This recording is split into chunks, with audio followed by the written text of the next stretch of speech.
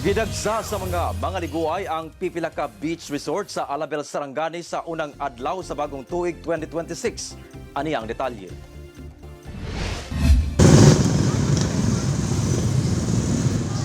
Taas nga linya sa mga sakyanan sa mga beachgoer ang mamatikdan sa dalan nga pasulod sa usa ka pribadong resort sa Barangay Kawas, Alabel, Sarangani adlawng Huwebes unang adlaw sa tuig 2026.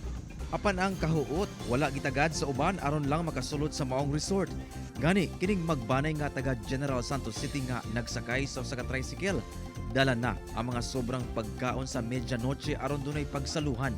Mango food, spaghetti, noodles. Ang sobra kagabi Okay. okay. Ang mga rides sama sa banana boat, lucky flying fish ride sa maong beach.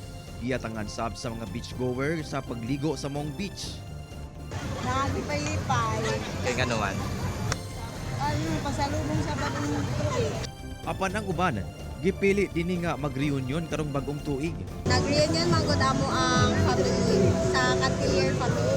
Kasi po sa beach, ma-feel mo yung essence ng parang pagsasamahan and then yung enjoyment. Samtang sa usa ka public resort sa Barangay Ladol. Dagsa sab ang mga liguay. Inuunugot nga seguridad ang gipatuman aron masiguro ang kaluwasan sa mga liguay. Gawas sa PNP, naka-standby ang Philippine Coast Guard, lakip MDRRMO alang sa pagresponde.